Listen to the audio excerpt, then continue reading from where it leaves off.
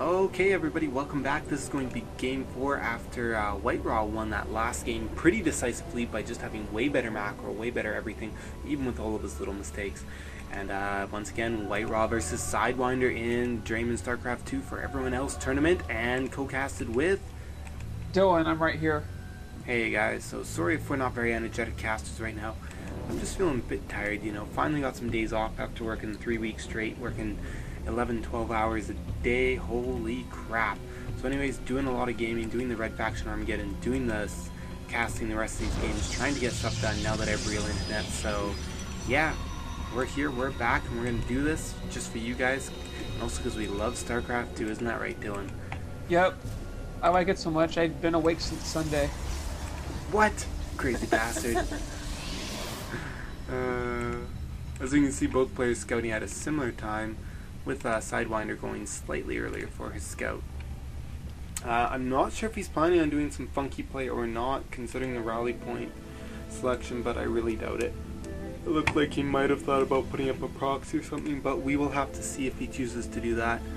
Currently, whoa, interestingly enough, Sidewinder seems to have forgotten to put down Gateway or anything. Maybe he's fast expanding. Yeah. Maybe he's just doing straight up 14 Nexus or 15 Nexus, you know? Looks like it. Oh, that is funny. I thought he was going to do a proxy or something silly. Oh, and he does a double gateway. Really, really awkward. Really don't like this build. I don't know if maybe he knows something I don't, but I don't see how this could be a good build. I don't see that. The only thing I can see is, you know, yeah, he gets to do lots of probes. Like, the big thing is he's, you know, counting on not being attacked early, counting on nothing happening early, and he just focuses on his probes initially, and then just throws down 2 gateways once he starts banking up enough minerals. But I don't see why he wouldn't throw down one earlier and then throw the other, but oh well.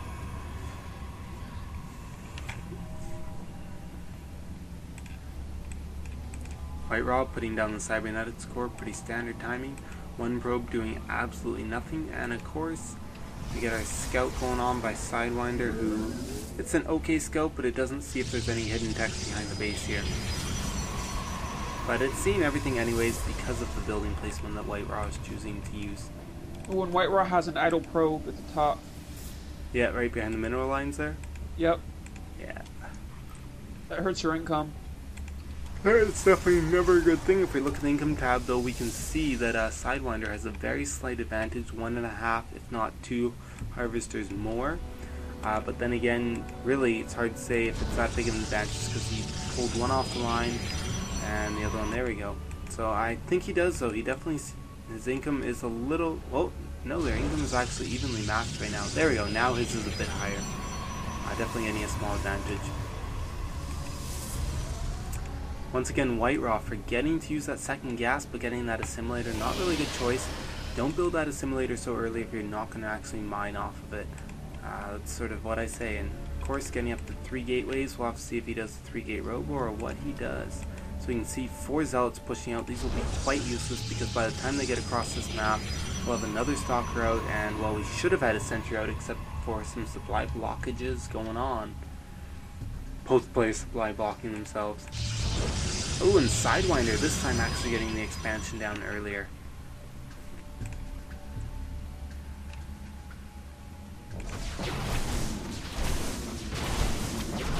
Well, that zealot will be taken out, but at what cost? Because these stalkers can kite those zealots all day if they want. And there we go, very smart move, deciding I'm just going to run, go to your mineral line. He's doing a lot of economic delay. Well, he's delaying that economy by a lot, even if he isn't doing much damage.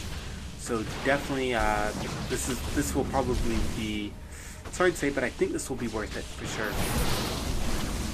And we'll see if he can get another zealot out, but I really doubt that. Oh, he might actually, oh, without any micro. And yes, he does get another zealot, so that attack probably broke even. You know, didn't really do too much damage, but you know, he killed off, I think it was 3 zealots, and he delayed mining by a lot, so he pretty much paid for that attack. Not a horrible trade. Interestingly enough, he's going 4-gate forge, finally killing that probe. that was sitting right there scouting his base. And of course we see WhiteRa going for that Robo Bay now. That was a humongous mineral worker transfer. I have not seen one that big. Yeah, yikes. That was huge. We see that Forge is done, but there's nothing coming down for upgrades. It was just used to get out some static defense, some cannons. I don't know why, because really he should have been able to know that he was further ahead. Definitely would have been able to have an army to hold off any attack, but oh well, that is his choice, and that's what he chose to do. So he'll have to live with it. WhiteRa desperately needs to expand though. Look at all those probes in that mineral line. That's way too many. Yeah.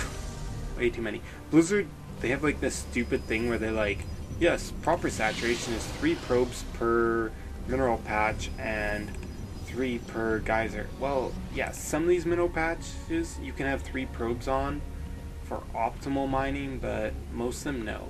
As you can see. There is a slight advantage, but it's almost not noticeable. Yeah, it's so minor that using up that extra supply and paying for those extra probes, it really doesn't pay for itself.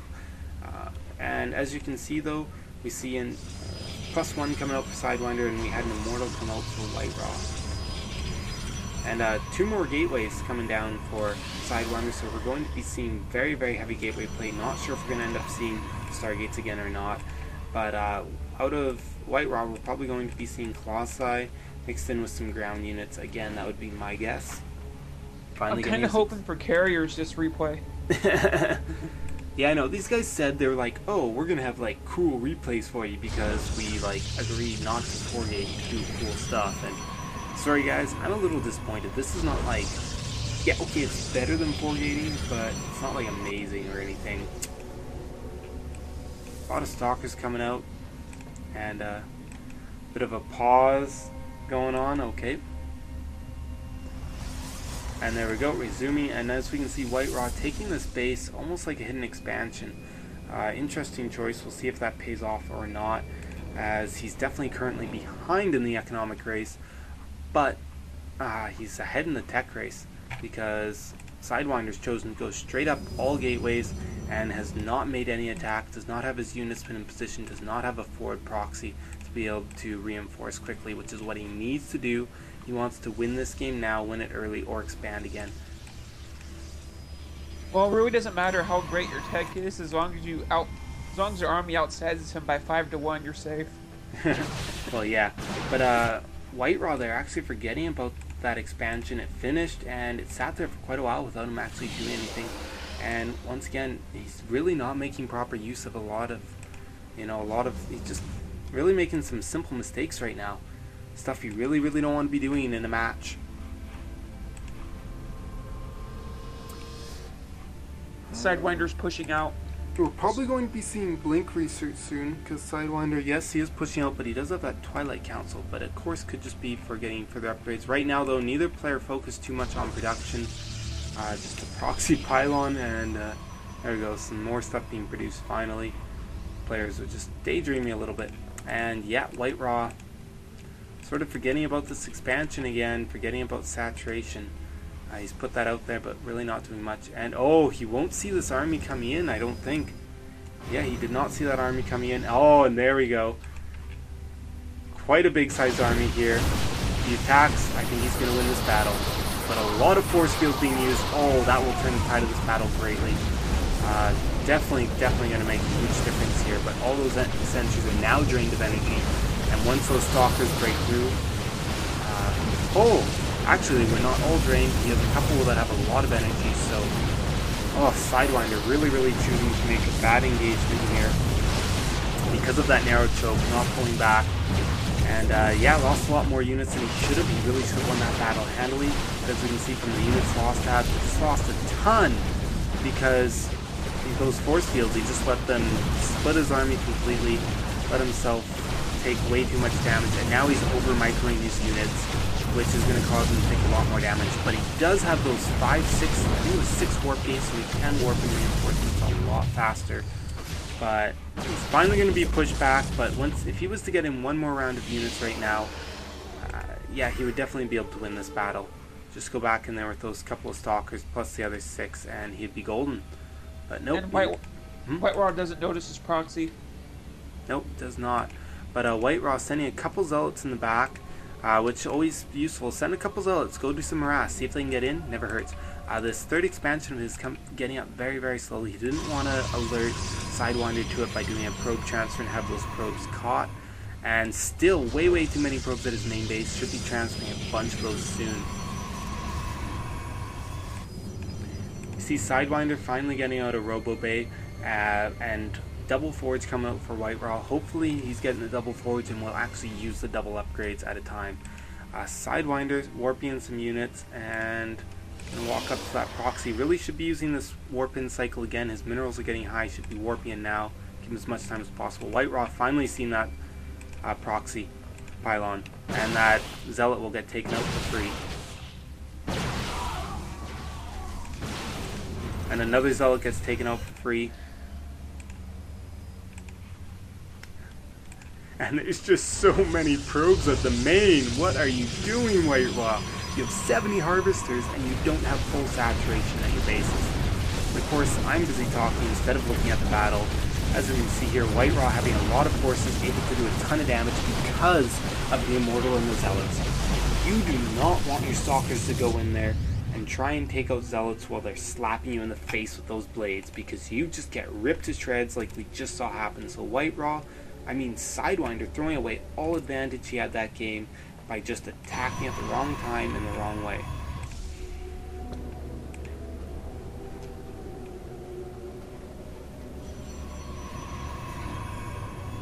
As we can see, WhiteRa going for level 2 upgrades on the weapons, and we can, Sidewinder, and we can see WhiteRa going for the Colossi and getting out the Thermal Lance, and Sidewinder's a lot further behind in getting out those Colossi. I think he's actually going to lose this game because of those bad attacks that he made, those bad engagements where he just lost a lot more units. As we can see, he's currently 4,500 resources behind in terms of lost units and buildings. Yep. That's not a position you want to be in. Nope, nope, nope.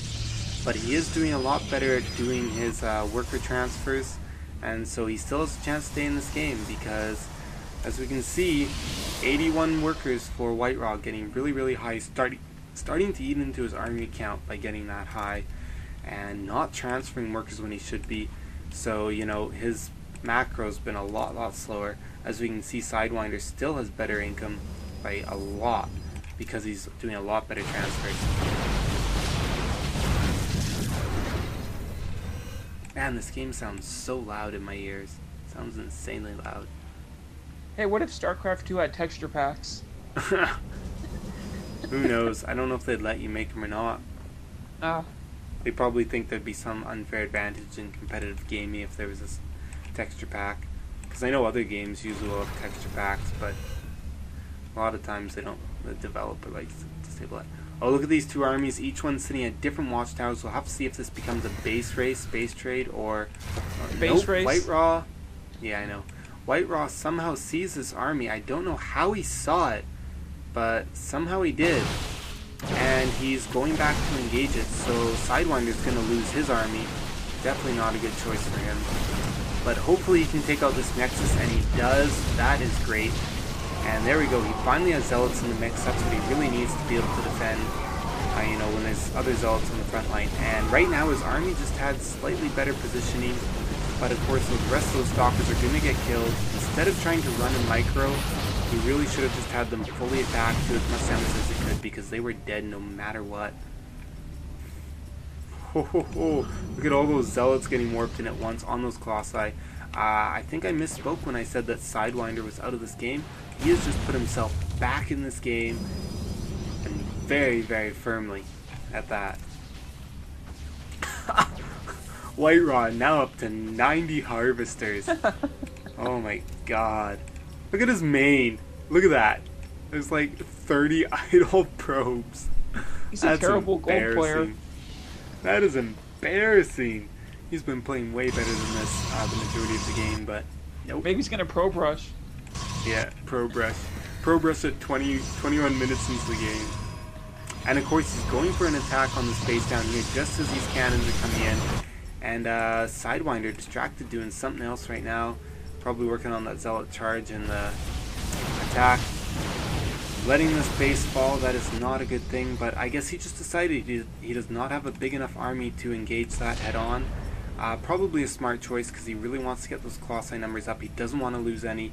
So he just said, you know what, I'm going to keep my Colossi alive as long as possible, wait until I have enough Zealots for a good defense, and just rebuild this base a bit. But still has not scouted this base, which is actually might end up being a huge thing now that WhiteRa has finally realized he has all those idle probes and transferred them all. Zealot leg's almost complete. But he's definitely winning this Colossi race. Really, he should be getting his Colossi to step on those force fields so help the Zealots out. But he's won this battle decisively because of those large number of Colossi. And, yep, it'll be a good game in a couple of minutes, I bet you.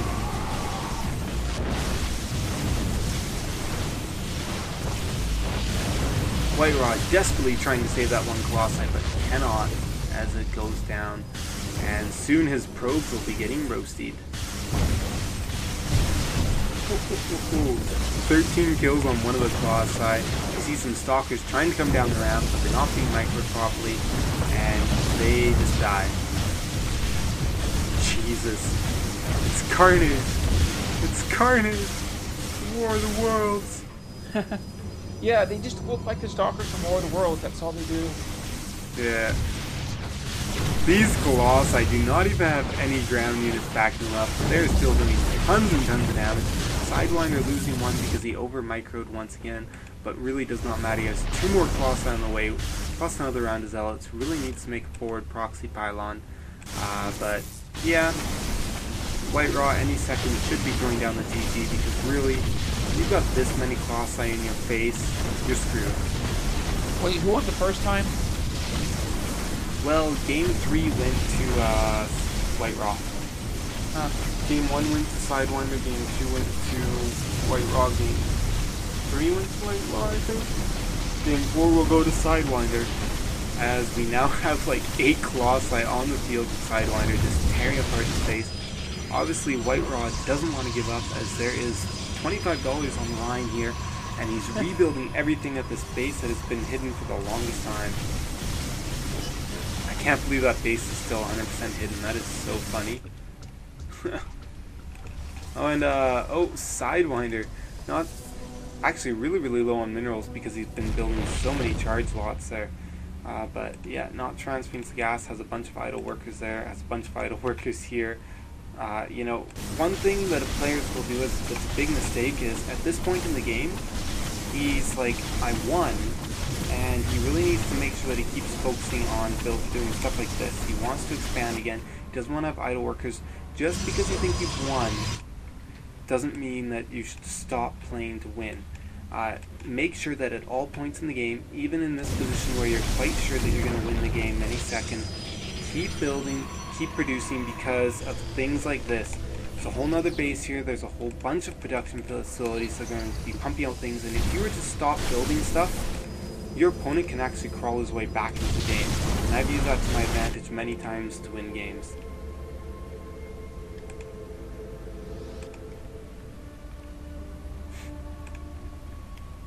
This is just absolutely sick. Double Colossi coming out at a time for Sidewinder. Does not know where this last base is.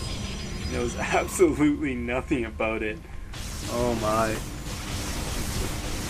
When is he going to... Oh. I was looking to say, I wonder if the Colossi would ever get the hardened shields, like the Immortals. Colossi are pretty damn strong already. And there we go, he'll finally figure out where this base is, as he'll run in, see this army come and attack this gold expansion, and he'll know, yep, there's something over in that direction, because that's where the army came from. Cancelling that hatchery to get back the majority of... hatchery! Cancelling that nexus to get back the majority of the minerals. And of course, against 10 Colossi, your army doesn't do much, even if you are right on top of them. 21 kills, 22, 20... and the GG is called, and we have a Colossi with 24 kills. That is the highest I could find. Alright, let me check. Yeah. So there we go. Game number 4 going to Sidewinder, who wins that game after throwing away a ton of units, very bad battles, and then just comes back with one great attack and being ahead in his macro.